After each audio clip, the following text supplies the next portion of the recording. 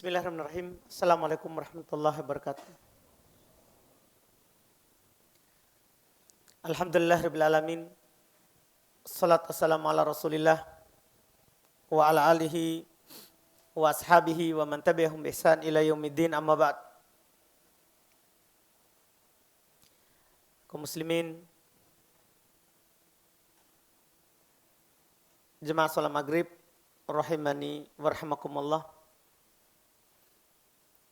Alhamdulillah, di malam hari ini kembali kita mengkaji kitab Umdatul Ahkam min Khairi Kalamil Anam, karya Al-Imam Abdul Ghani Al-Maqdisi rahimahullahu ta'ala. Kita di malam hari ini masuk di bab baru setelah beliau selesai dari bab madi dan selainnya, yaitu yang keluar dari seorang, madi, wadi, kencing, dan hal-hal yang keluar dari seorang. Maka beliau masuk di bab yang baru.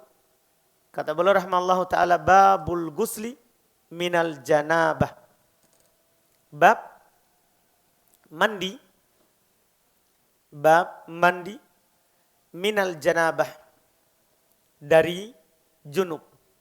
Min di sini maknanya ta'lil, sebab. Jadi bukan min yang bermakna dari yang banyak diterjemahkan. Karena min itu bisa bermakna alam, li. Yaitu kalau kita terjemahkan dengan makna itu, berarti arti dari judul bab ini, bab mandi karena sebab junub. Karena sebab junub. Apakah junub karena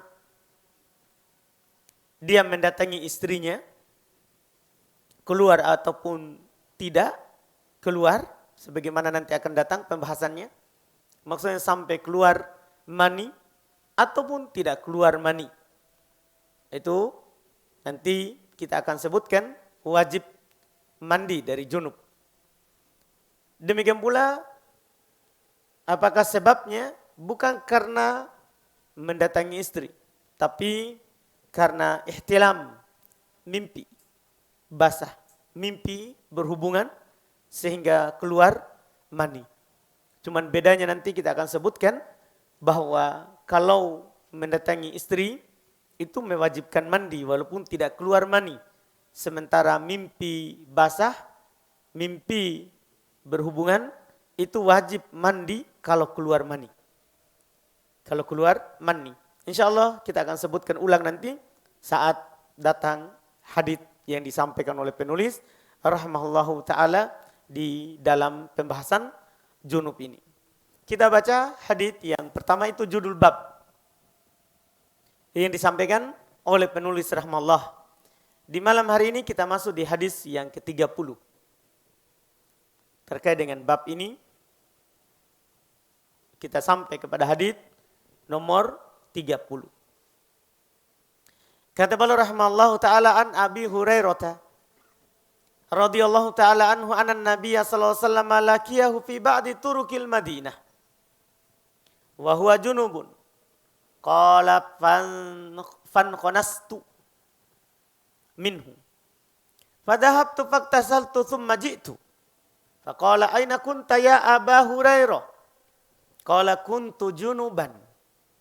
Fakarihtu an ujalisaka ala ghairi taharatin. Faqala subhanallah. Innal muslim wa fi riwayatin innal mu'min la yanjus. Ini hadis yang pertama sebagai pembuka di pembahasan junub. Kata beliau rahimahullah dari Abu Hurairah radhiyallahu ta'ala anhu, bahwasanya Nabi SAW pernah menjumpai beliau di sebagian jalan Madinah. Maksudnya apakah berpapasan? Yang jelas bertemu di suatu jalan. dengan Nabi sallallahu alaihi wasallam. Dalam keadaan Abu Hurairah waktu itu belum junub. Belum junub. Belum ceritakan keadaan belum sendiri. Maka beliau berkata, fan khonastu minhu. Saya menghindar dari Nabi SAW. Saya menghindar dari Nabi SAW. In khonas itu, ya, yaitu menghindar, tapi tidak terang-terangan, sembunyi-sembunyi. Sembunyi-sembunyi. Iya, dia menghindar tanpa Nabi SAW sadari. Tanpa Nabi SAW sadari. Fadhahabtu faktasal. Saya pergi dan saya mandi. Kemudian setelah itu saya datang kembali kepada Nabi SAW. Ketika belum muncul, maka kata Nabi SAW, karena Nabi tadi lihat, kemudian tiba-tiba hilang. Kata Nabi SAW, Aina kunta ya Abu Hurairah? Di mana kamu? Tadi. Wahai Abu Hurairah. Kenapa kita bilang tadi? Karena kata kunta, kana. Kana itu menunjukkan sifat sebelumnya. Pada apa yang telah berlalu. Di mana kamu tadi, wahai Abu Hurairah? Kata Abu Hurairah, tadi saya junub. Saya tidak suka, tidak senang duduk bersama engkau wahai Rasulullah dalam keadaan tidak suci. Dalam keadaan saya junub. Maka kata Rasulullah SAW, subhanallah. Seorang mukmin itu di dalam riwayat dikatakan seorang mukmin itu tidak najis. Seorang mukmin itu tidak najis. Hadits ini, Masya Allah, dibawakan oleh penulis rahimahullah ta'ala sebagai pembuka di bab wajibnya mandi karena sebab junub. Menunjukkan beberapa faedah untuk kita. Tentunya yang pertama apa yang dilakukan oleh Abu Hurairah ini, kan Nabi tidak menyalahkan beliau. Ketika Abu Hurairah tidak ketemu dengan Nabi saat dia junub, Nabi tidak salahkan itu. Cuma Nabi menjelaskan hukum orang yang junub. Apa yang dilakukan oleh Abu Hurairah ini menunjukkan bahwa sunnah kita berada dalam keadaan suci ketika kita berhadapan dengan perkara-perkara yang diagungkan di dalam syariat, yang dihormati. Seperti Nabi kita. Ya. Beliau adalah yang dimuliakan, Nabi yang mulia. Allah Subhanahu wa taala memuliakannya dengan mengutusnya menjadi nabi dan rasul. Iya. Dianjurkan hal tersebut untuk kita. Dan tentunya ini tanpa ada gulu, bukan karena untuk menyembahnya atau mengangkatnya melebihi posisinya. Iya. Yang ditempatkan oleh Allah Subhanahu wa taala. Kemudian juga apa yang dilakukan oleh Abu Hurairah ini, sunnahnya kita menghormati orang-orang yang memiliki keutamaan dan kemuliaan. Sunnahnya bagi kita untuk menghormati, memuliakan orang-orang yang memiliki keutamaan. Iya, orang-orang yang memiliki keutamaan. Lihat Abu Hurairah, beliau dalam keadaan junub, ketemu dengan Nabi SAW di sebuah jalan dari Madinah. Belum menghindar karena belum junub. Iya, belum mandi dulu, baru datang. Ketemu dengan Rasulullah SAW. Ini karena belum memuliakan orang-orang yang dimuliakan oleh Allah Subhanahu wa ta'ala. Sekali lagi tentunya bukan karena gulu. Ini harus disinggung terus karena kadang sebagian orang memuliakan orang memiliki keutamaan sampai gulu. Meyakini bahwa pada badannya ada berkah. Ini kan sudah tidak ada dalilnya. Yang berkah badannya itu Nabi SAW saat hidup. Adapun selain Nabi SAW tidak ada dalil. Kalau dia ada apa? Berkahnya. Jadi kita memang dianjurkan untuk memuliakan orang-orang yang memiliki kemuliaan. Tapi tidak boleh gulu. Gimana pun mulianya dia, maka tidak ada dalil yang menunjukkan bahwa mencium tangannya, ya mengambil keringatnya atau bekas minumnya itu ada berkahnya. Tidak ada. Tidak. Tentunya kita muliakan tapi tidak boleh gulu. Nabi SAW saja belum berkata ya terkait dengan sifat gulu. Ketika ada orang yang datang kepada beliau, engkau adalah pimpinan kami, engkau adalah begini. Gulu dalam memuji Nabi SAW. Kata Nabi, la tatruni. Jangan berlebihan dalam memujiku. Jangan berlebihan dalam memujiku. Nabi SAW melarang hal tersebut. Nabi SAW melarang hal tersebut. Ini Nabi. Bagaimana lagi kalau selain Nabi SAW. Tapi bukan berarti kita merendahkannya. Kita tetap muliakannya. Cuman tetap di atas apa? Kadar dan tetap berpegang dengan dalil. Iya. Ini yang kita ambil dari hadis ini. Juga di awal ini, dari hadis ini, Masya Allah, terdapat faedah bagi kita bahwasannya boleh kita akhirkan mandi junub dari waktunya. Boleh kita akhirkan mandi junub dari awal waktunya. Yaitu kita junub. Boleh kita melakukan kegiatan ke pasar atau semisalnya walaupun belum mandi. Lihat Abu Hurairah, belum junub tapi belum sudah jalan keluar di pasar di jalan Madinah. Makanya Imam Al-Bukhari rahimahullahu taala beliau beri judul bab dalam Sahih Bukhari, bab al-junubu yakhruju wa yamshi fis suqi wa ghairihi. Seorang yang sedang junub boleh dia keluar dari rumahnya. Dia berjalan boleh di pasar dan selainnya. Ini kata Imam Al-Bukhari rahimahullahu taala. Kalau ada laki-laki dia junub dari keluarganya atau perempuan dia junub dari suaminya, boleh dia pergi ke pasar, ya, belanja dan yang lainnya. Boleh dia masak. Boleh dia masak. Dan ini boleh karena seorang badannya seorang muslim atau mukmin, demikian pula muslimah atau mukminah itu tidak najis dengan junubnya. Tidak najis dengan junubnya. Iya. Lihat ketika Abu Hurairah menghindar karena beliau junub. Ketika sudah mandi datang kepada Rasulullah, dia sebutkan, "Di mana kamu?" Tadi. Beliau bilang, "Saya tadi junub. Saya mandi baru ketemu dengan kau ya Rasulullah." Kata Nabi, subhanallah. Ini kalimat takjub. Subhanallah. Seorang muslim itu tidak najis. Artinya ini junub tidak membuat badan kita najis. Tidak membuat badan kita najis. Iya.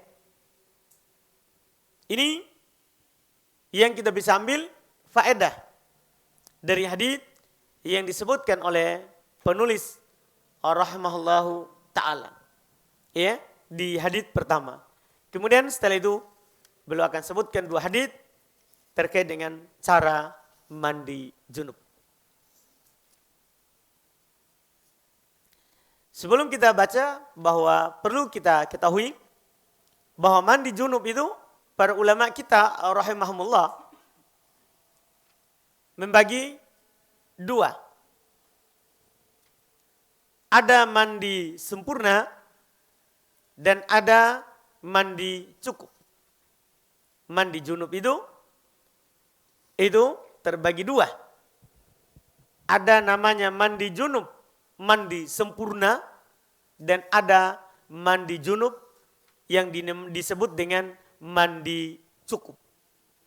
Yang disebut dengan mandi cukup. Tidak sempurna tapi mencukupi, dianggap sah. Dianggap apa? Sah mandinya. Mandi cukup nanti akan disebutkan insyaallah di hadits Ummu Salamah ya terkait dengan pertanyaan beliau kepada Nabi sallallahu alaihi wasallam. Dia adalah seorang perempuan yang lebat rambutnya. Apakah dia perlu buka dalam mandi junub? Nabi SAW katakan enggak. Cukup kamu siram saja di atas kepala langsung. Itu sudah dianggap suci. Tidak disebutkan wudu apa sih. Begitu. Nah, di sini beliau akan sebutkan 2 hadits pertama langsung. Ini semuanya mandi sempurna. Cuman ada 2 cara. 2 sifat mandi junub.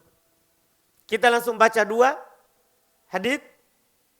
Karena bedanya cuma 1 gerakan. Dalam hal mencuci kaki. Dalam hal mencuci kaki. Semuanya mirip.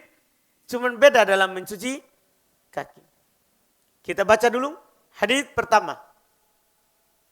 Terkait dengan cara mandi junub. Yaitu hadits nomor 31 di kitab ini. Kata beliau rahmatullah an Aisyah radhiyallahu taala anha qalat kana Nabi sallallahu alaihi wasallam idza iktasala minal janabah ghasala yadayhi.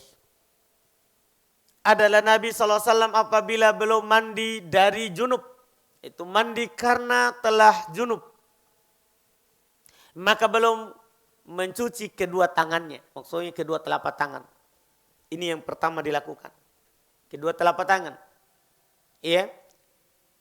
Tsumma tawaddo'a wa wudu'ahu lis-shalah. Kemudian setelah itu beliau berwudu seperti wudu ketika mau sholat. Maksudnya sempurna. Setelah mencuci kedua telapak tangan, kemudian berkumur-kumur, masukkan air ke hidung, serta mengeluarkannya, itu maksudnya seperti di sholat yang kita uraikan sebelumnya. Kemudian belum mencuci wajah, setelah itu mencuci tangan sampai ke siku, mengusap kepala, mencuci kaki. Wudu seperti wudu mau sholat. Tsummaktasala. Kemudian belum mandi. Setelah wudu, maka belum memulai mandi. Iya. Belum memulai mandi. Awal yang belum lakukan, tsumma yukhallilu biyadaihi sya'rah.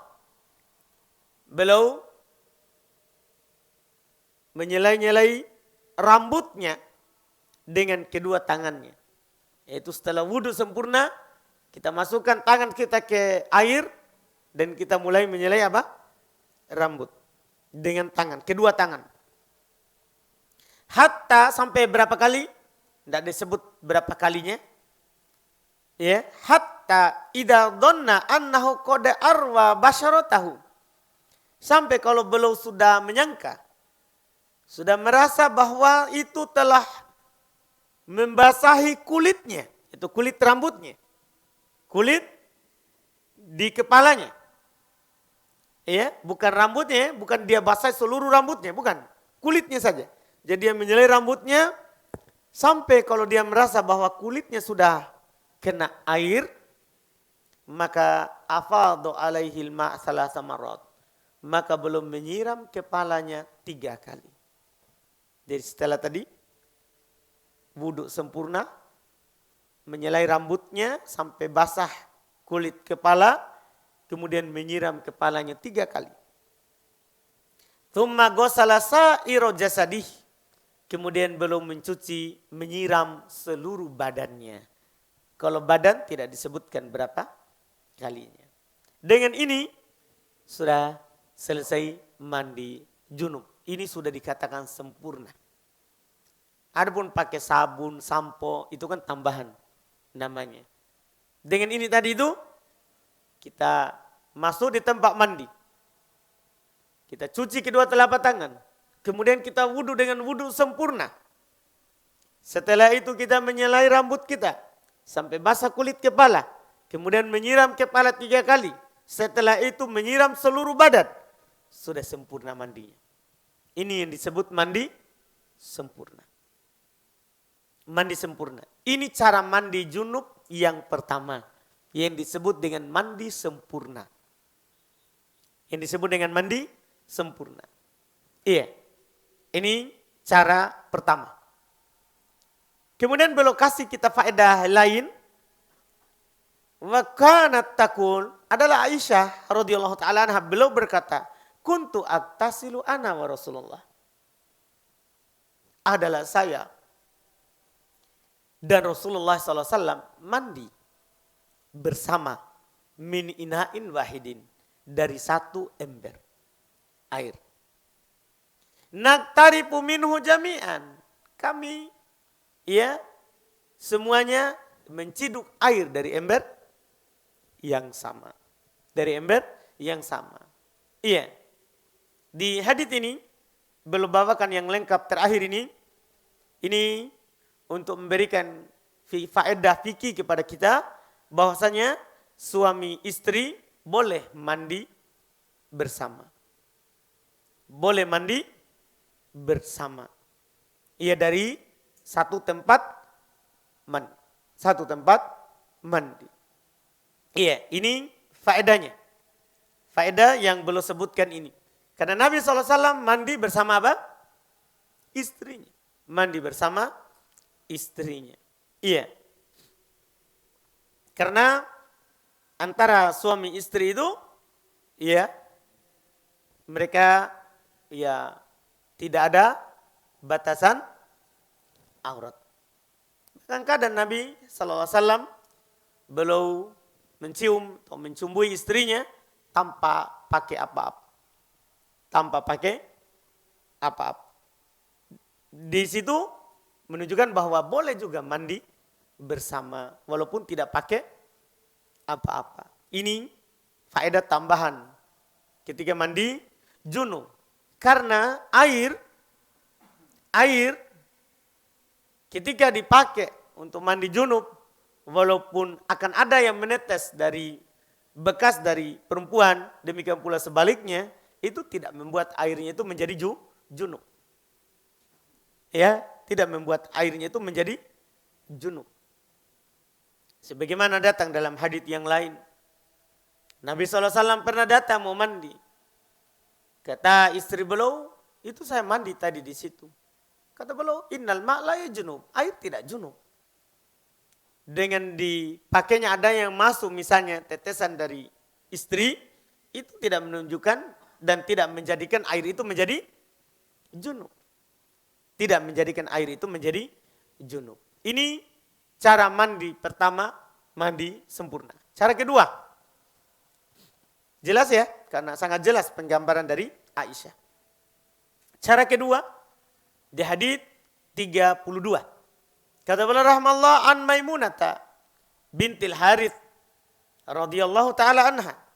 Dari Maimunah bintil Harith radhiyallahu taala anha zaujin Nabi sallallahu alaihi wasallam, istri Nabi kita Muhammad sallallahu alaihi wasallam, annaha qalat, bahwasanya dia berkata, wada'tu li Rasulillah sallallahu alaihi wasallam wadu al-janabah. Perhatikan bacaannya, wadu al-janabah. Saya menyiapkan untuk Rasulullah SAW air. Wadu itu air yang dipakai untuk mandi junub. Beda kalau wudu. Wudu artinya perbuatan berwudu. Kalau dibaca fathah, wadu maksudnya airnya. Airnya. Iya. Saya menyiapkan untuk Rasulullah SAW air untuk mandi junub. Ya. Fa'akfa'a biyaminihi ala yasirihi ala yasarihi marrotain. Yang pertama sekali Nabi SAW lakukan, maka Nabi SAW mengambil air dengan tangan kanannya, ya, beliau tuang ke tangan kirinya. Marrotain au thalatha. 2 kali atau 3 kali. Itu ini belum sama tadi mencuci tangan. Cuma di sini ada bilangannya. Kalau di hadits Aisyah cuma dibilang Nabi cuci tangan. Kalau di sini Nabi cuci tangan 2 kali atau 3 kali. 2 tangan atau 3 kali. Tsumma ghassala farjah. Ini yang tidak ada di hadits Aisyah. Kemudian Nabi SAW setelah mencuci kedua telapak tangan, maka belum mencuci kemaluannya. Belum mencuci kelaminnya. Ini yang tadi yang tidak ada di mana? Di hadits Aisyah. Tsumma daraba yadahu bil ard. Setelah belum mencuci kelaminnya, maka belum pukulkan tangannya ke bumi, ke tanah. Ini maksudnya untuk membersihkan tangan dari najis yang menempel di tangan. Kalau sekarang ini, ya tidak sunnah lagi karena tidak ada tanah di WC kita. Ya sunnahnya ya kita cuci pakai sabun atau misalnya dari alat pembersih. Karena ilahnya, sebabnya kenapa Nabi pukulkan ke tanah. Jangan sampai nanti ada yang memahami dohirnya. Ya, mandi junub, habis cuci kemaluan keluar ke halaman. Ya, kena mau ke apa? Mau pukulkan dulu tanganku ke tanah. Karena Nabi lakukan. Karena ada tanah di WC. Atau ada juga yang berlebihan, dia simpan satu ember tanah di dalam WC-nya. Untuk apa? Supaya kalau saya junub tinggal pukul di situ. Enggak, ini sebabnya. Itu harus dipahami. Kenapa Nabi pukulkan? Ini yang dijelaskan oleh Syekh Shalih Al Fauzan dan selainnya. Apa ilahnya? Kenapa Nabi pukulkan tangannya ke tanah? Apa sebabnya? Yaitu supaya kalau ada najis. Kan namanya orang, namanya dia berhubungan. Anggaplah nanti pembahasan bahwa mani tidak najis. Tapi kan yang keluar saat berhubungan kan bukan hanya mani. Ada juga madi. Nah madi itu najis. Jadi untuk membersihkan tangan ini, ya enggak perlu kita pukulkan ke tanah. Nabi pukulkan ke tanah. Sekarang kita ya bisa cuci pakai sabun dan ini semisalnya dari sekarang ini. Iya, ini yang boleh lakukan. Di tanah awil haid atau di tembok. Karena temboknya dulu orang pakai tanah. Sekarang kalau di Madinah, Makkah, Madinah sudah tidak ada ya rumah yang pakai tanah. Tapi kalau kita ke Yaman masih banyak. Bahkan di Damas kebanyakan rumah ikhwan, rumah pelajar itu dibangun dari tanah. Dibangun dari tanah. Di tempat saya juga dulu belajar di Makbar masih ada orang rumah dari tanah. Ada rumah dari tanah. Iya, jadi rumahnya masih tanah. Kemudian beliau bilang, setelah itu, setelah beliau mencuci kelaminnya, beliau pukulkan tangannya ke tanah atau ke tembok untuk membersihkan tangannya. Sama marrotain au thalatha.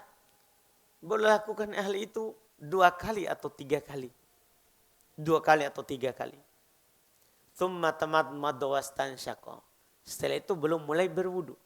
Belum berkumur-kumur dan memasukkan air ke hidung. Iya. Wa ghasala wajahahu wa dhira'i. Setelah itu belum mencuci wajahnya dan kedua tangannya sampai ke siku. Thumma afadha. Lihat perhatikan ini bedanya. Jadi habis tangan, thumma afadha ala ra'sihil ma. Kemudian belum langsung siram kepalanya. Jadi tidak ada menyelai kepala. Dan tidak ada mengusap kepala setelah tangan. Jadi langsung siram air di kepala. Kalau hadits Aisyah tadi apa? Wudu sempurna dulu. Baru menyelai-nyelai kepala sampai basah kulit kepala. Baru siram kepala 3 kali. Baru siram badan. Kalau ini apa? Tidak. Beliau cuma mencuci wajah dan tangan sampai ke siku. Kepala harusnya kan diusap. Langsung beliau siram di atas kepalanya. Air. Thumma ghasala sa'ira jasadi. Setelah itu belum menyiram, setelah kepala belum menyiram seluruh badannya. Thumma tanaha, kemudian belum menyingkir sedikit. Ya, mundur sedikit atau maju sedikit, itu namanya tanaha. Artinya berpindah, bergeser dari tempat tadi.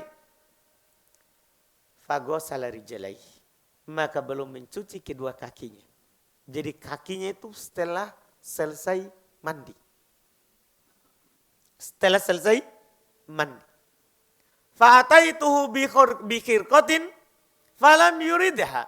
Faja'ala yanfudul ma'a biyadihi. Saya pun memberikan kepada beliau handuk, tapi beliau tidak ingin. Tidak mau pakai handuk. Maka beliau merontokkan air dengan tangannya. Ya, belum merontokkan air yang ada di badannya dengan apa? Tangan. Antum mungkin bisa pahami perbedaannya. 2 mandi, 2 ini namanya mandi sempurna. Ana sebutkan yang pertama. Yang dilakukan pertama di hadits Aisyah. Apa dulu? Nabi mencuci tangan. Ya kan? Setelah itu berwudu sempurna. Artinya semuanya sampai kaki. Itu namanya wudhu sempurna. Sekata Aisyah, wudhu seperti wudhu sholat. Wudhu sempurna. Setelah wudhu sempurna, apa yang beliau lakukan? Beliau menyelai-nyelai apa? Kepalanya dengan tangannya. Sampai belum merasa sudah basah kulit kepalanya. Maka apa yang beliau lakukan? Belum menyiram kepala 3 kali. Setelah itu, belum menyiram seluruh badannya. Maka sudah selesai. Mandi sempurna. Boleh dilakukan yang ini. Ya, kalau mau mandi junub. Yang kedua, cara mandi dengan penukilan Maimunah. Yang pertama Rasulullah lakukan apa? Sama mencuci kedua telapak tangan. Itu masih sama dengan yang tadi. Kemudian setelah mencuci kedua telapak tangan apa? Mencuci kemaluannya. Setelah itu membersihkan tangan. Membersihkan apa? Tangan. Setelah itu berwudu, berkumur-kumur, memasukkan air ke hidung. Kemudian setelah itu mencuci wajah. Setelah itu mencuci tangan sampai ke siku. Setelah itu kepala langsung menyiram kepala. Jadi sudah tangan langsung siram kepala. Tidak mengusap kepala karena langsung disiram kepala. Setelah itu menyiram badan. Setelah selesai semua itu baru belum mencuci kaki. Ini mandi yang kedua. Cara mandi yang kedua. Kemudian ada faedah terakhir dari ujung hadis. Maimunah membawakan kepada Nabi SAW handuk. Tapi Nabi tidak ingin menggunakannya. Nabi merontokkan air yang ada di badannya dengan tangan beliau. Ya, mungkin kita pahami ya. Rambut dengan kepala, di muka dengan tangan ya. Ya, badan. Antum pahamilah kalau antum tidak ada handuk. Ujung hadis ini dipakai oleh para ulama rahimahumullah. Makruhnya pakai handuk kalau mandi junub. Demikian pula makruhnya pakai handuk kalau kita berwudu. Kalau kita berwudu.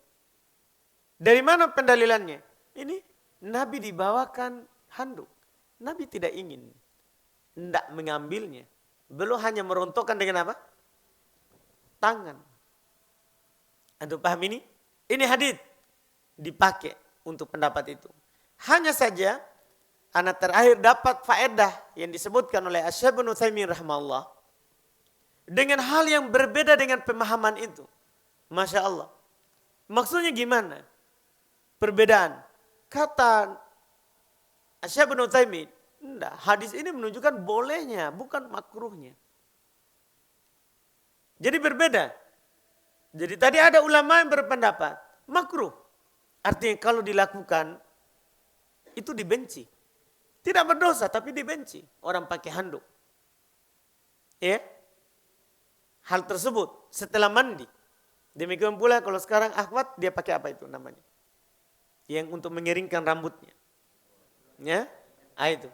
Makruh menurut hadis ini karena Nabi menolaknya. Nabi menolaknya. Hanya saya katakan tadi, saya dapat faedah Masya Allah, bahwa Syekh Utsaimin mengatakan, enggak, hadis ini malah sebaliknya. Hadis ini menunjukkan bolehnya pakai handuk setelah mandi. Dari mana? Sisi pendalilannya. Ini yang sangat penting sekali. Tentunya kita tidak dapatkan kalau hanya baca hadis. Kalau tidak dapat penjelasan dari ulama kita yang telah mengkaji Islam ini. Kata beliau, Maimunah siapkan. Ini menunjukkan bahwa Nabi biasa pakai itu. Hanya saja waktu itu beliau tidak ingin. Ini istri Nabi, beliau siapkan menunjukkan apa? Nabi biasa pakai, kan tidak mungkin disiapkan kalau Nabi tidak biasa pakai. Paham pendalilannya ini? Jadi ini Masya Allah. Karena beliau siapkan, berarti Nabi biasa pakai. Hanya saja waktu itu beliau tidak ingin. Beliau lagi tidak ingin apa? Pakai handuk. Anda paham ini? Dan ini tentunya adalah pendapat yang kuatnya. hadis ini bukan menunjukkan makruhnya pakai handuk setelah mandi junub. Ya apalagi wah dingin ya. Mandi subuh dibiarkan airnya turun sendiri. Kan begitu? Makanya pendapat Syekh Ibnu Utsaimin tadi Masya Allah. Itu yang benarnya. Karena memang cocok. Karena mungkin Maimunah siapkan kalau Nabi tidak biasa pakai. Karena Nabi biasa pakai, Maimunah siapkan. Hanya waktu itu Nabi tidak ingin. Ya mungkin belum ingin mendinginkan badannya lebih lama. Itu pertama. Mungkin juga belum tetap ingin mendapatkan keutamaan. Air itu dibiarkan menetes sendiri. Karena makin lama dia kering, maka makin banyak dosa yang rontok. Karena ada keutamaan orang membiarkan air wudhu itu mengalir sendiri. Karena dosa itu akan keluar bersama akhir tetesan dari air yang menetes dari bersuci. Jadi bisa saja belum lakukan karena itu. Kan begitu? Bukan karena apa? Makruhnya pakai handuk. Ini Masya Allah. Ini namanya faedah tambahan dari hadis yang beliau sebutkan ini yang ada di hadapan kita. Yang ada di hadapan kita. Dua ini namanya mandi apa? Sempurna. Ini namanya mandi sempurna. Kemudian kita ya sebutkan juga sebagian yang tidak disebutkan dalam hadis. Bahwa tadi kan mandi sempurna namanya itu. Diperlukan perkara lain yang tidak ada di hadis tadi, yaitu niat. Belum tidak sebutkan lagi karena sudah disebutkan di hadis pertama. Di pembahasan awal dulu hadis nomor 1. Belum bawakan hadis Umar ibn Khattab.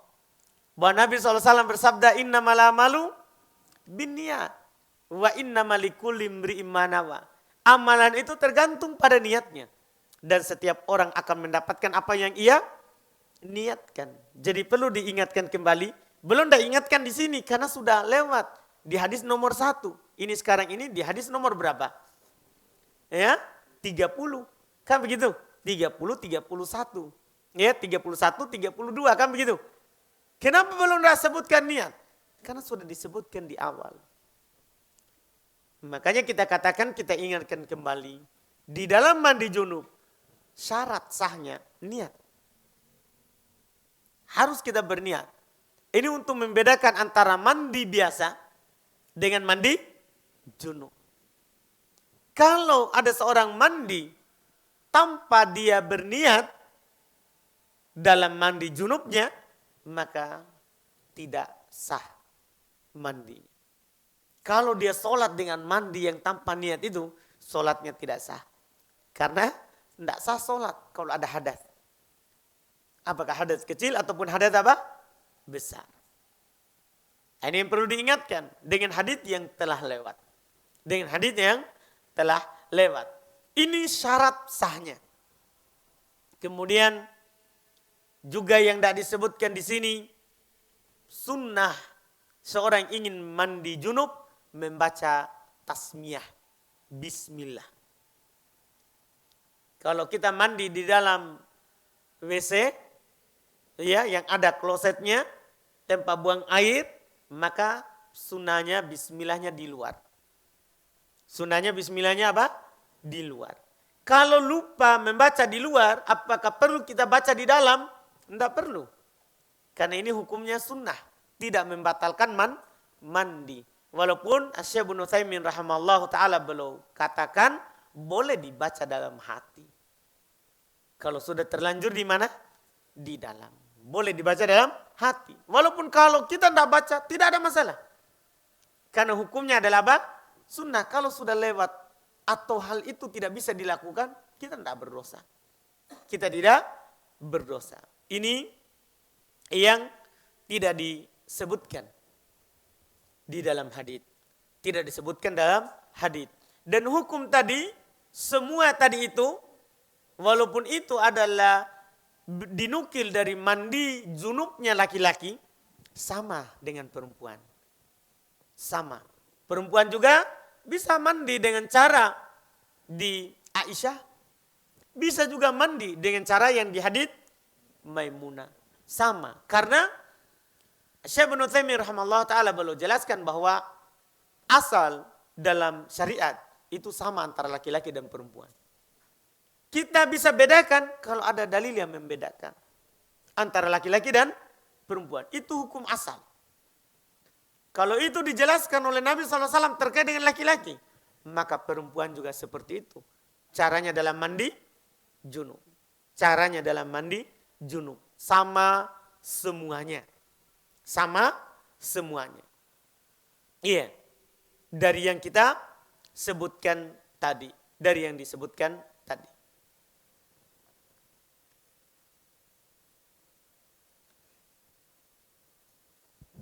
Kemudian di antara masalah juga yang disebutkan oleh para ulama, karena nanti mungkin tidak disinggung lagi,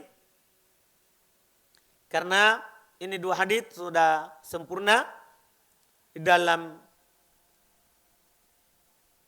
pembahasan mandi junub sempurna. Sekarang ada masalah. Bagaimana kalau ada orang, ya,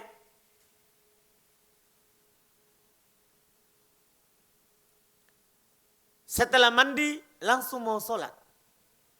Apakah perlu wudhu lagi? Kan tadi kan dia udah berwudhu.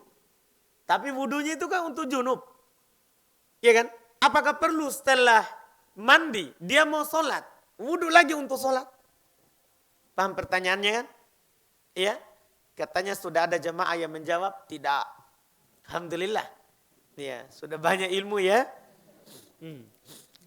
Nah, di sini qala Nawawi rahimahullah, berkata Imam Nawawi rahimahullahu taala, ya, wa idza tawaddaa awwalan illa ya'ti bihi tsaniyan faqad ittafaqal ulama ala annahu la yustahab wudu'an wallahu alam. Ini faedah. Walaupun kita sudah tahu hukumnya, bagus kalau kita baca kalamnya ulama kita rahimahumullah. Kata Imam Nawawi rahimahullah, apabila sudah berwudu di awal mandi, maka tidak perlu dia wudu lagi yang kedua setelah mandi. Ini telah disepakati oleh para ulama bahwasannya tidak sunnah 2 kali wudu. Tidak sunnah 2 kali wudu. Artinya cukup wudu yang pertama. Tidak perlu lagi wudu setelah mandi kalau mau sholat. Mungkin kita bisa paham ini? Bisa ini? Sekarang pertanyaannya, bagaimana kalau dia tidak wudu di awal? Seperti nanti ada mandi apa? Mandi cukup. Mandi cukup itu tidak ada wudu di awal, langsung siram. Tidak ada wudu. Langsung siram. Ini boleh, kan ada hadisnya. Hadis Ummu Salamah radhiyallahu taala anha. Belum bertanya tentang mandi junubnya seorang perempuan. Apakah perlu dia buka ikatan rambutnya, kepangannya? Kalau mandi junub. Iya. Kata Nabi tidak perlu. Cukup kamu langsung siram saja, maka kamu telah suci. Demikian pula laki-laki.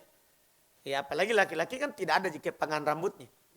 Ini saya perempuan buka kepangan rambutnya, langsung siram, maka sudah suci kata Nabi SAW. Tidak ada disebutkan wudhu dulu. Ini namanya mandi cukup. Mandi cukup. Sekarang ada permasalahan di kita. Itu kan boleh. Itu sah mandinya. Permasalahan kita, apabila ada orang langsung mandi tanpa wudhu di awal, apakah perlu wudhu setelahnya? Kalau tadi kan masalahnya, kita sudah wudhu, kemudian kita mandi. Apakah perlu wudhu? Tidak. Disepakati tidak perlu wudhu lagi. Sekarang masalah kedua. Bagaimana kalau tidak wudhu? Langsung mandi dengan niat mandi junub. Paham kan? Langsung mandi dengan niat mandi junub. Tidak wudhu dulu di awal. Apakah perlu wudhu setelahnya? Itu pertanyaannya. Kebalikan dari yang tadi itu. Iya. Kata Ibnul Arabi rahimahullah. Lam yaktalib ahadun minal ulama fi annal wudu'a dakhilun fil ghusl. Masya Allah. Iya. Tidak ada perselisihan. Iya. Ributnya adzan nih. Adzannya Salim itu kan. Baiklah, kayaknya Salim sudah teriak-teriak. Mau adzan. Silakan Pak Salim. Salamakallah. Oh ternyata HP-nya betul. Masya Allah Salim di. Tidak perlu dibunyikan, cukup kita bilang adzan Ustaz. Harus berhenti. Siap berhenti. Silakan.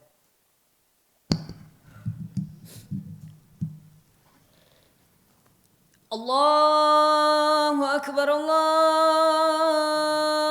Akbar. Allahu Akbar, Allahu Akbar. Ashhadu an la ilaha illallah. Ashhadu an la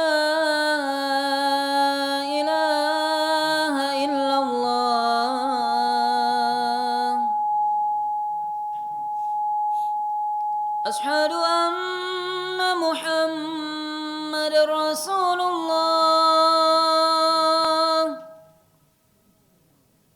أشهد أن محمد رسول الله.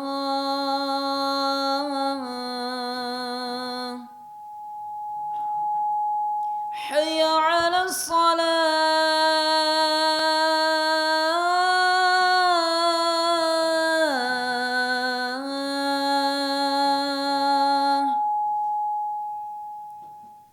حي على الصلاة.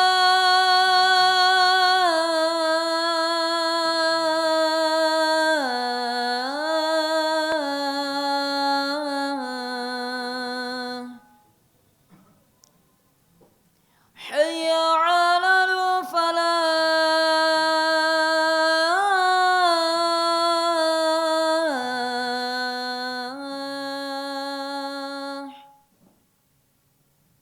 حي على الفلاح.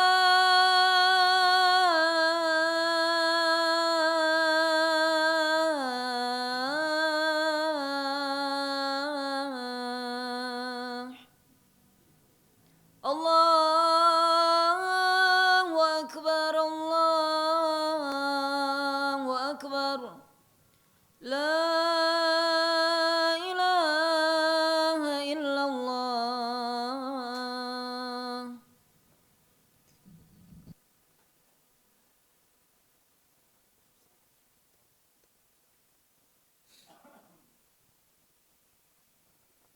Baik, kita lanjutkan pembahasan tadi. Bagaimana kalau ada orang tidak berwudu langsung mandi? Apakah perlu dia wudu setelah mandi? Kalau mau sholat. Saya katakan tadi penukilan dari Ibnul Arabi rahimahullah. Kata beliau lam yakhtalif ahadun minal ulama. Tidak ada perselisihan dari seorang pun dari ulama. Fi annal wudu dakhilun fil ghusli. Bahwasanya wudu itu masuk dalam mandi. Apa yang antum pahami dari ucapan itu? Bahwa wudu itu masuk dalam mandi. Apa maksudnya? Hah? Artinya tidak perlu wudu. Karena wudu sudah masuk di mandi. Karena wudu sudah masuk dalam apa? Mandi. Antum bisa pahami ini? Kata Syekhul Islam Ibn Taimiyah rahimahullah. Wal Quran yaqtadi annal iktisal kafin. Ini faedah. Iya. Kata Syekhul Islam Ibn Taimiyah rahimahullah. Quran mengharuskan bahwasanya mandi itu sudah cukup. Wa annahu laisa alaihi ba'dal ghusli minal janabati hadatsun akhar. Bal sorol asgor juz'an minal akbar. Masya Allah. Faedah dari Syekhul Islam Ibn Taimiyah rahimahullah. Bahwasannya tidak wajib baginya setelah mandi dari junub itu hadat yang lain lagi. Bahkan yang kecil itu bagian dari yang besar. Artinya kalau sudah kita, ini kan niat junub untuk bersuci dari hadat apa? Hadat besar, kan begitu? Otomatis hadat kecil apa? Terangkat. Antum bisa pahami? Artinya dari perkataan ini, kalau antum sudah niat mandi junub, maka sudah tidak perlu lagi apa? Wudu. Apalagi di dalam mandi junub itu sudah masuk anggota-anggota yang wajib dicuci atau diusap dalam wudu. Kata beliau rahimallah, fa innal akbaro yatadammanu ghusl a'dha'il arba'ah. Karena yang besar tadi itu, mandi dari hadat besar, sudah terkandung di dalamnya mencuci anggota wudu yang 4. Ya kan? Apa yang kita mau cuci dalam wudu? Ya kan? Wajah. Dicuci enggak dalam mandi? Hah? Dicuci enggak ini? Kasih nasihat dulu. Wajah dicuci enggak dalam mandi? Dicuci. Masa orang mandi hanya rambut baru dia lewati wajahnya? Iya kan? Jangan sampai, oh tidak Ustaz, saya hanya menyiram kepala, saya lewati wajah. Iya. Wajah dicuci. Tangan dicuci. Kepala? Iya. Masuk kan? Iya. Walaupun dia diusap dalam wudhu, tapi ini kan sudah masuk. Kaki? Kan begitu. Jadi itu yang kecil, sudah masuk dalam yang besar. Ini kata Syekhul Islam Ibnu Taimiyah rahimallahu taala. Dan berkata Ibnu Rajab, antum tahu Ibnu Rajab padahal madhabnya beliau adalah Hambali, tapi beliau memilih madhabnya Syafi'i. Karena semuanya harus ikut dalil orang, bukan ikut madhab. Kata Ibnu Rajab, qala Ibnu Rajab, beliau Hambali. Wa madhabus Syafi'i. Beliau malah menukil madhabnya Syafi'i. Madhabnya Imam Syafi'i, annahu yartafi'u hadatsah biniyati rab'il hadatil akbar khasah. Kata Imam Syafi'i rahmallah, bahwasanya terangkat 2 hadatnya. Maksud kalau dia hanya mandi tanpa wudu dengan niat mandi junub, maka terangkat 2 hadatnya dengan niat hadat akbar khusus. Jadi walaupun tidak ada niat wudu, dia cuma niat mandi apa? Junub, maka terangkat 2 hadat. Terangkat 2 hadat. Wala bahkan belum katakan Imam Syafi'i rahmallah, wala yahtaju ila niyati rab'il hadatil asghar. Bahkan tidak butuh untuk berniat mengangkat hadat kecil. Maksudnya tidak perlu dia niatkan di sini dalam mandi junub, niat juga wudu. Cukup dia niat mandi junub, itu sudah cukup untuk hadat kecil. Dan ini tentunya pendapat dan hal yang diuraikan ini adalah yang kita pilih. Ini yang dipilih oleh Syekhul Islam Ibnu Taimiyah, ini yang dipilih oleh Ibnul Qayyim, ini yang dipilih oleh Imam Asy-Syaukani, ini juga yang dipilih oleh Ibnu Utsaimin rahmallahu taala. Bahasanya mandi junub kalau tidak wudu di awalnya, kalau wudu di awalnya itu disepakati, tidak perlu lagi wudu.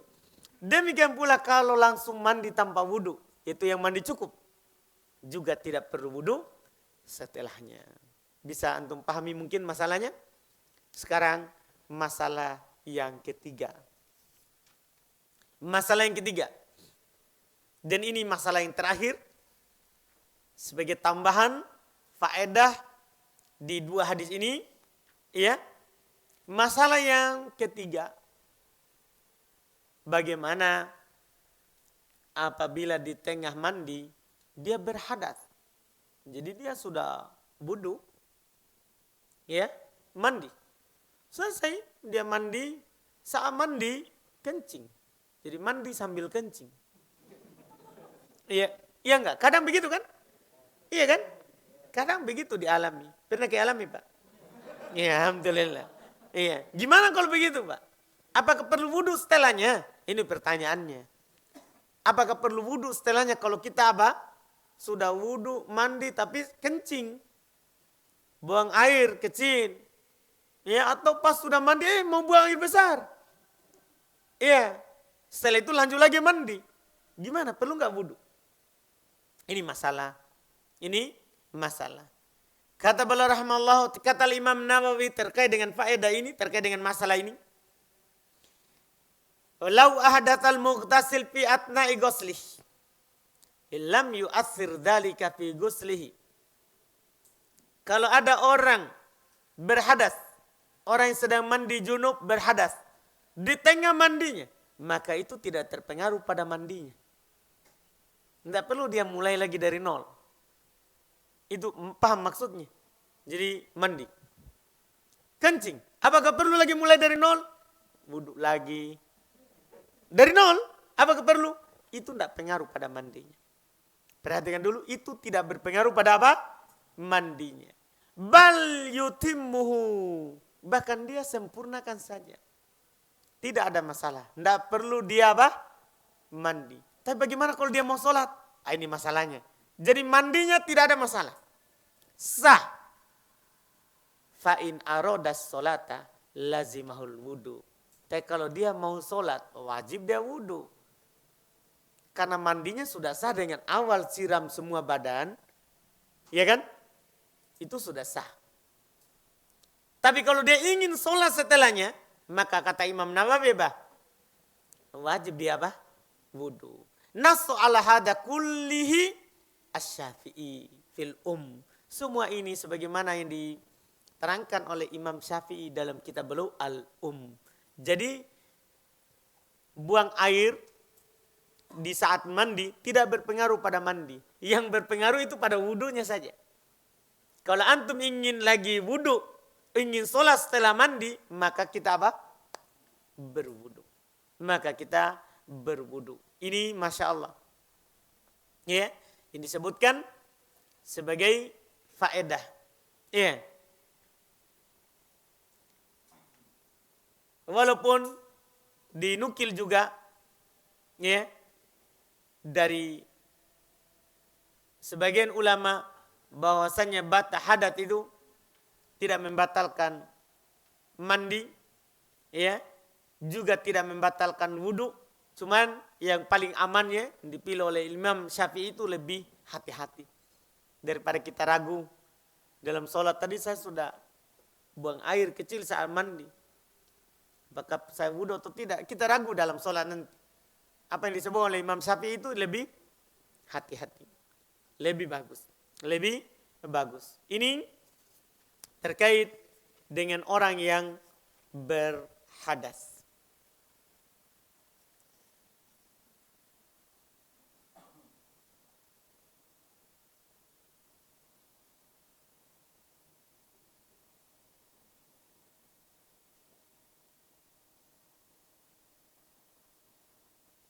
Baik, ini kita anggap sudah cukup. Insya Allah di pertemuan akan datang baru kita lanjutkan lagi. Kalau terkait dengan ini masalah mandi junub. Insya Allah. Kita cukupkan di malam hari ini dengan 3 hadis. Insya Allah di pertemuan akan datang berarti kita baca hadis yang ke-33. Masih ada banyak masalah tentang junub ini insya Allah. Ya, masih ada beberapa hadis. Insya Allah kita akhirkan. Kalau ada pertanyaan boleh silakan. Silakan. Bismillahirrahmanirrahim. Ahsanallahu ilaikum. Ustaz, bagaimana batasan seseorang dikatakan mandi? Umpama kalau kita sudah mandi, selesai semua dengan sempurna, lalu sementara sikat gigi, begitu Ustaz kan? Kita berhadas lagi Ustaz. Apakah apakah masih terhitung kalau kita lanjut mandi saja atau diulangi lagi wudu? Iya. Yang wudu pertama, apakah Baik. batal? Kalau kita sikat gigi, itu membuat dia kering anggota mandi, maka itu mulai dari nol. Cuman tidak perlu kita mandi lagi, kan sudah sah dengan yang pertama. Yang harus kita lakukan adalah apa? Wudu. Karena dalam mandi itu diwajibkan mualah. Mualah itu kita siram yang satu, setelahnya itu belum kering yang lain. Jadi kalau kita mandi ya, sudah mandi semuanya, kemudian kita belum sabun, masih mau mandi, masih mau apa? Mandi. Nah kita sikat gigi dulu. Dalam keadaan seperti itu kencing. Maka apakah perlu dia mandi ulang lagi setelahnya? Tidak perlu. Tidak perlu dengan niat lagi junub, karena sudah sah dengan yang sebelumnya. Tidak berpengaruh padanya. Yang masalah adalah hanya apa? Wudu. Wudu. Itu masalahnya seperti yang tadi. Kenapa? Karena tadi dalam mandi dipersyaratkan apa? Mualah. Harus setelah satu langsung lagi yang satu. Itu wallahu alam. Silakan. Bismillah. Ustaz, ada 2 pertanyaan Ustaz. Silakan. Masalah mandi yang tadi untuk hadis dari Maimunah. Misal kita mandi Ustaz pakai yang hadis Maimunah, terus selesai mandi kita lupa mencuci kaki Ustaz. Mandinya sempurna atau tidak Ustaz? Gitu. Iya. Mandinya sah begitu maksudnya. Kalau mandinya sah, mandi sah. Karena mandi tanpa wudu kan sah. Hanya saja dia menyelisih sunnah. Maksudnya tidak dapat keutamaan yang sempurna seperti hadis Maimunah. Paham kan? Karena sempurnanya adalah mencuci kaki. Setelah selesai mandi. Iya. Untuk yang pertanyaan kedua Ustaz, misal ada baju terkena najis.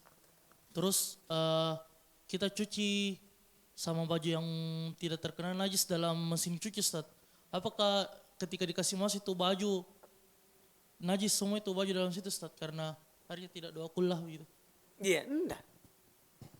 Kalau enggak berubah airnya kan pendapat yang kuat adalah enggak dipersyaratkan 2 kullah. Hanya saja mereka bersepakat kalau di atas 2 kullah air tidak najis. Ya kan? Kecuali berubah warna, rasa dan bau. Yang para ulama perselisihkan bagaimana kalau airnya itu di bawah 2 kullah. Apakah sekedar masuk najis? Najis. Paham kan? Atau berubah rasa, warna, bau baru najis. Dan yang benarnya berubah rasa, warna, dan bau baru dikatakan apa? Najis. Ya kan? Seperti itu. Jadi kalau tadi itu najis yang merubah air dalam mesin cuci, maka semua pakaian jadi najis. Tapi kan setelah itu kan kita cuci kan, hilang najisnya semua. Kalau masih ada bekasnya tidak berpengaruh. Misalnya ya ada orang qadarullah masih ada banyak darah haid. Dia masukkan ke mesin cuci, akhirnya merubah warna baju yang lain. Tapi sudah dicuci, pakai sabun, dibilas, tapi masih ada bekasnya. Maka itu tidak berpengaruh. Bekas warna dari najis itu tidak menjadikan barang itu apa? Najis. Itu wallahu alam. Silakan. Ustaz, bagaimana kalau tidak ada air Ustaz, sementara kita junub, mau sholat, apa yang harus dilakukan? Bisa beli? Nggak jalan. Nggak jalan Ustaz, nggak jalan. Tidak jalan air kan? Tapi ada uang? Tidak, maksudnya saya tanya. Dalam daerah yang kering begitu Ustaz, nggak ada. Daerah yang kering. Berarti ini pertanyaan hayalan. Iya. Tapi siapa tahu-tahu. Kalau tidak ada air, ya tayamum. Kata Nabi SAW, Inna sa'idat tayyib wudu al-muslim. Walam yajidil ma'a asyar sinin. Permukaan yang suci, itu wudunya seorang muslim. Walaupun dia tidak dapat air 10 tahun. Jadi anggaplah antum 10 tahun tidak punya air. Antum junub setiap hari. Iya, masih ada tanah. Antum tinggal di atas tanah atau? Hah? Ada di tanah tak? Hah? Ada ji. Ya sudah. Tayamum. Cukup kita tepukan tangan kita, 2 tangan di atas permukaan. Kemudian kita mengusap wajah dan kedua telapak tangan, maka suci. Itu pernah terjadi di masa Nabi SAW. Yaitu sahabat Umar ibn Khattab dan Ammar ibn Yasir. Keduanya keluar di suatu keperluan yang disuruh oleh Nabi SAW. Junub di jalan, tidak ada air. Junub di jalan, tidak ada air. Umar tidak sholat, karena junub. Karena apa? Junub. Tentunya sebelum tahu hukum seputar apa? Tayamum. Kalau Ammar bin Yasir, karena diajarkan mandi, kan orang junub mandi, siram seluruh badan. Maka dia berguling-guling di tanah. Untuk mengganti apa? Mandi. Dan belum sholat. Maka Nabi ketika mereka kembali kepada Nabi, mereka ceritakan. Umar tidak disalahkan karena belum sampai ilmu. Terkait dengan hal tersebut. Ammar bin Yasir juga tidak disalahkan berguling-gulingnya. Cuma Nabi mengajarkan cara bertayamum. Cukup bagi kamu untuk memukulkan tanganmu ke tanah. Seperti ini belum contohkan. Kemudian kamu usap wajah dan kedua telapak tangan. Kedua telapak tangan ya, bukan tangan sampai ke siku. Tangan sampai ke siku itu wudhu saja. Kalau tayamum kedua telapak tangan. Dohir, ini bagian atasnya sama batinnya di bagian bawahnya. Ya, kita bisa seperti ini. Ya bisa juga begini. Pokoknya intinya telapak tangan diusap. Diusap. Ini dilakukan kalau tidak ada air. Iya. Silakan. Saya ada? Silakan.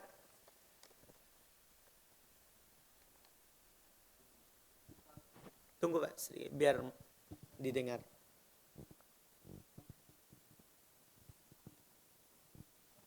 Ustaz, bagaimana jika kita sudah berwudu, terus keluar, kita tidak sengaja menginjak kencingnya anak? Apa kita berwudu ulang atau cukup mencuci kaki? Iya, cukup mencuci kaki. Karena menginjak kencing atau barang yang najis, itu dia akan membatalkan sholat, tidak membatalkan wudhu. Cukup kita cuci. Kalau memang harus dicuci. Kalau bisa dibuka, tapi ini kaki ya. Bisa Pak ya? Iya, kalau bisa dibuka tidak apa-apa, dibuka saja. Kenapa kita katakan seperti itu? Karena pernah Nabi suatu ketika belum sholat, menggunakan sandal. Karena masjid belum bertanah. Iya. Jangan sampai sengaja saya singgung, jangan sampai nanti pulang sholat di masjid, langsung masuk pakai sandal. Iya. Ini karena masjid Nabi SAW apa? Iya, ada sandal, ada bertanah, tidak ada karpet seperti ini. Belum sholat pakai sandal, sahabat juga sholat pakai sandal. Di dalam sholat belum dikatakan, dikasih tahu oleh malaikat bahwa di sandalnya itu ada najis. Maka belum buka dan melanjutkan apa? Sholat. Ini menunjukkan bahwa najis itu tidak membatalkan wudhu, tapi membatalkan apa? Sholat kalau ada. Karena itu syarat sahnya sholat, bersih dari najis. Jadi kalau kita injak kencing atau kotoran, cukup kita cuci. Tidak perlu apa? Wudhu. Yang membatalkan wudhu adalah yang keluar dari diri kita. Yang keluar dari diri kita. Wallahualam. Kemudian ini ada pertanyaan kertas. Bismillah dalam mandi junub, bolehkah tidak tartil? Misalnya menyelai-nyelai dulu baru berwudu dalam hadits Aisyah. Ya. Boleh kalau kita bertanya boleh. Hanya saja ya kita kalau mau terikat dengan sunnah seperti yang Nabi lakukan, maka kita lakukan seperti itu. Kalau kita bertanya boleh, kita akan jawab apa? Boleh. Karena mandi itu tidak berwudu saja, kita tidak menyelai rambut, itu sah. Dengan kita menyiram seluruh apa? Badan. Kan begitu? Iya. Kalau kita bertanya boleh. Hanya saja tidak dapat pahala ittiba. Pahala mencontohi Nabi SAW dalam hal tersebut. Di hadits Aisyah tidak ada mencuci kemaluan. Apakah boleh mencuci kemaluan dan menggabungkan hadits Aisyah dengan hadits Maimunah? Sebagian ulama mengatakan boleh itu digabungkan. Maksudnya dalam hadits Aisyah dan hadits Maimunah boleh digabungkan. Dikompromikan. Ya kan? Boleh. Walaupun sebagian ulama mengatakan enggak. Ini kan Nabi lakukan dalam keadaan berbeda. Ya kita lakukan berbeda. Ya kan? Seperti doa iftitah. Ya kan? Karena Nabi SAW sendiri belum baca Allahumma ba'id baini wa baina khotoyaya kama ba'atta bainal masyriqi wal maghrib. Belum baca sendiri. Hadits Abu Hurairah riwayat Bukhari Muslim. Tapi di sahabat yang lain ada yang membaca Allahu Akbar kabira walhamdulillahi katsira wa subhanallahi bukratan wa asila. Sahabat lain lagi ada yang membaca alhamdulillah hamdan katsiran thayyiban mubarakan fi. Ya, di sahabat lain seperti yang datang dari Umar, bacaan lain lagi subhanakallahumma bihamdik. Ya. Dengan bacaan yang lain lagi. Ini semua boleh nggak digabungkan? Tidak. Tidak ada tuntunannya kalau digabungkan. Karena ini diajar secara apa? Terpisah. Dan ini yang benarnya. Yang bagusnya adalah kalau kita mau sempurna dalam mengikuti sunnah. Kadang ini, kadang itu. Mandi junub hari ini misalnya. Pakai hadits Aisyah. Junub besok. Pakai hadits Maimunah. Itu lebih sempurna. Atau junub di awal malam hadits Aisyah. Junub di akhir malam hadits Maimunah. Itu lebih sempurna dalam mengikuti sunnah. Alhamdulillah. Oh, iya. Kan urusan masing-masing, Bang. Mau dia nombo atau tidak, urusannya, punyanya, Pak. Jangan keurus. Iya. Iya kan, Pak? Iya.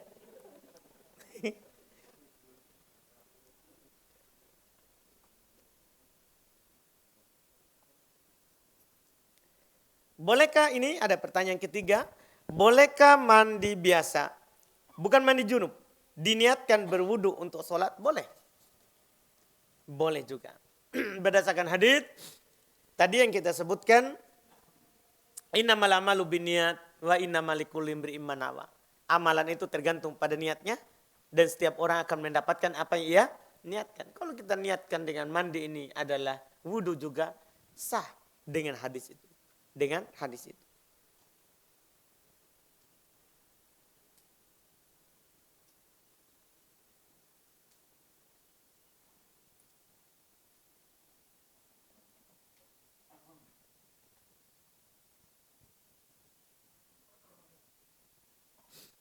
Ini ada 3 pertanyaan lu juga.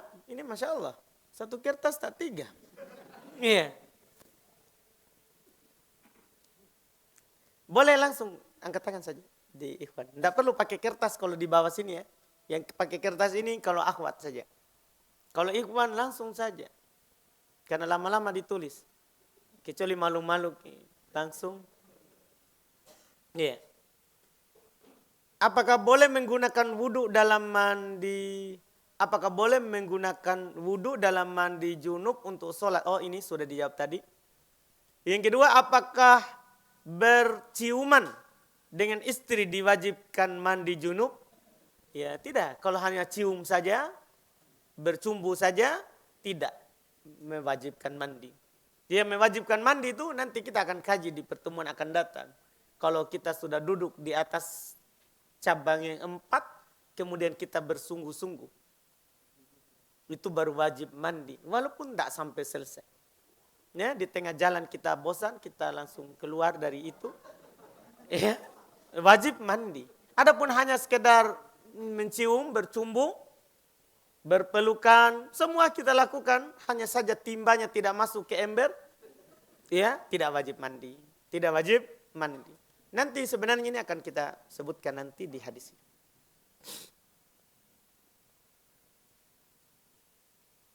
Bagaimana contoh mandi junub tapi tanpa niat? Maksudnya? Bagaimana contoh mandi junub tanpa niat? Ya contohnya kita langsung mandi tidak niat. Ya kan begitu. Tapi tidak sah. Sah nggak mandi junubnya kalau begitu? Maksudnya ada orang wudu sempurna. Wudu saja dia pengen mendinginkan badannya. Setelah itu dia siram tanpa ada niat sama sekali. Sah nggak mandi junubnya? Enggak. Karena kita bilang tadi bahwa orang mandi junub itu dipersyaratkan harus ada apa? Niatnya. Atau bukan itu mungkin ya? Apa kira-kira ini? Kan pertanyaan bagaimana contoh mandi junub tapi tanpa niat? Ya itu tadi. Iya, alhamdulillah. Ada pertanyaan berikutnya? Ada yang langsung? Silakan.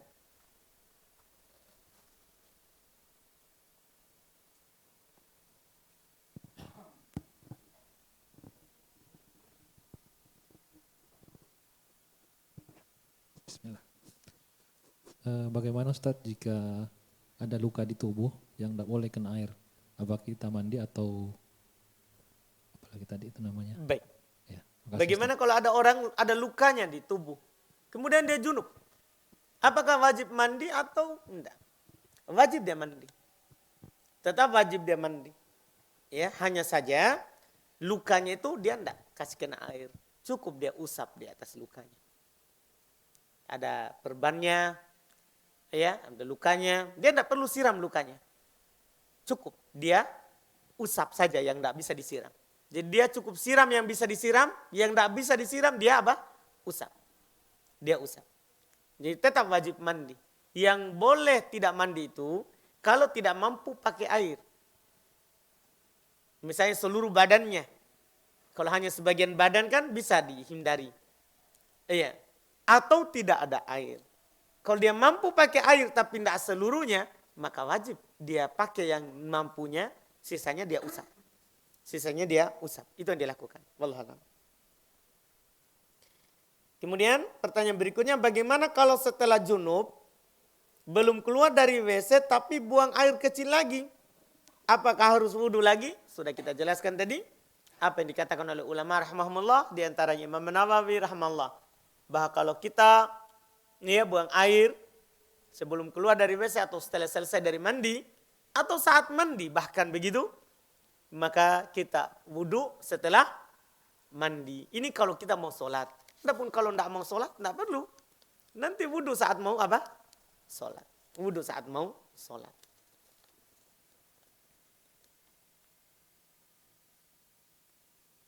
Bagaimana bila saat mandi dari junub bersamaan dengan memandikan anak balita? Yang tentunya juga harus membersihkan kemaluan anak.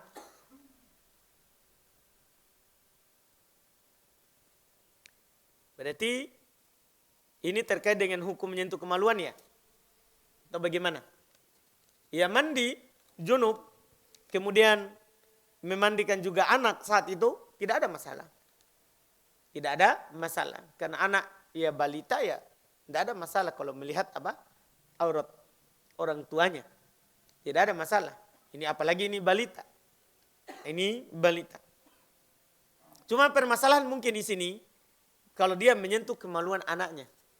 Apakah itu membatalkan wudhu? Menyentuh kemaluan itu tidak membatalkan wudhu. Menyentuh kemaluan itu tidak membatalkan wudhu. Ya, seorang mandi, dia tidak sengaja menyentuh kemaluannya saat dia sabun dirinya. Ya, itu menyentuh kemaluan tidak membatalkan wudhu. Tidak membatalkan wudhu. Tapi sunnah berwudhu setelahnya. Kalau kita menyentuh kemaluan. Ya sunnah berwudu setelahnya. Kecuali saat kita sentuh ada cairan keluar, ya wajib wudu. Wajib wudu. Itu wallahu alam.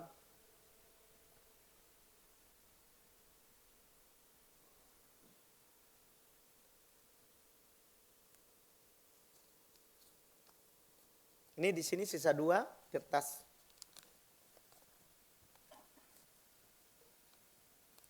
Apa Ustaz, ketika mandi junub, tiba-tiba tangan menyentuh kemaluan. Apakah batal wudunya dan mandinya diulang dari awal? Kita katakan tadi bahwa menyentuh kemaluan tidak membatalkan mandi junub, demikian pula tidak membatalkan wudu. Dia tidak membatalkan mandi, demikian pula wudu. Tapi siapa yang ingin sholat setelahnya, sunnah berwudu lagi. Sunnah berwudu lagi. Karena sebenarnya para ulama berselisih pendapat terkait dengan menyentuh kemaluan. Ada yang mengatakan batal wudu, ada juga yang mengatakan tidak batal wudu. Dan yang benarnya adalah tidak membatalkan wudu, tapi sunnah berwudu setelahnya. Sunnah berwudu setelahnya. Ini ada pertanyaan, anak mau bertanya. Apakah ada kewajiban anak umur 2 tahun memakai hijab syar'i? Dan jika tidak ada kewajiban, apakah boleh tetap dipakaikan hijab syar'i Ustaz kepada anak tersebut? Tidak ada kewajiban. Seorang belum balik, ya itu tidak wajib berhijab. Dengan hijab apa? Syar'i. Seorang anak tidak wajib, tidak ada kewajibannya. Apabila tidak wajib, dan ini tentunya itu sudah disepakati. Yang wajib hijab itu kalau sudah balik. Sudah balik. Baliknya perempuan dengan dia haid atau tumbuhnya bulu di sekitar kemaluan atau dia mimpi basah. Atau dia mimpi basah. Itu baru wajib. Adapun sebelum itu tidak wajib dia berhijab. Tidak wajib dia berhijab. Tapi kalau tidak wajib, apakah boleh tetap dipakaikan? Boleh, untuk melatihnya saja. Bukan karena wajibnya, tapi untuk apa? Melatih. Membiasakan dia untuk berhijab. Membiasakan dia untuk berhijab. Kemudian pertanyaan berikutnya, bagaimana dengan saat kita lupa mandi junub dan lupa berwudu di awal dan setelahnya? kita ingat, kita ingin sholat. Apakah kita harus berwudu Ustadz dan mandi junub lagi? Jadi ada dua ini ya. Bagaimana kalau kita lupa mandi junub? Ingat saat sholat. Ternyata junub. Ya wajib kita keluar dan mandi junub. Wajib kita keluar dan mandi junub. Kan tidak sah sholat kalau kita tidak mandi junub. Dari junub kita. Ini kalau junub.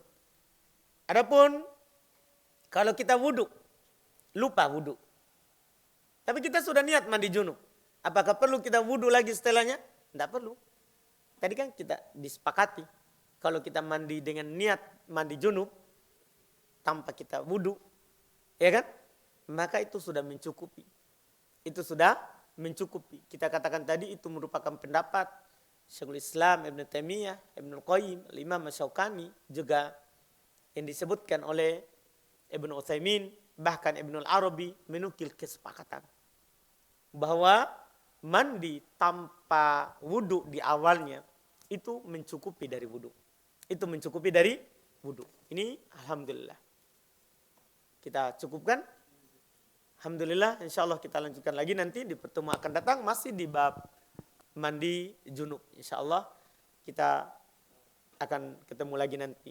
Subhanakallahumma hamdik, asyhadu an la ilaha illa anta astaghfiruka wa atubu ilaik. Assalamualaikum warahmatullahi wabarakatuh.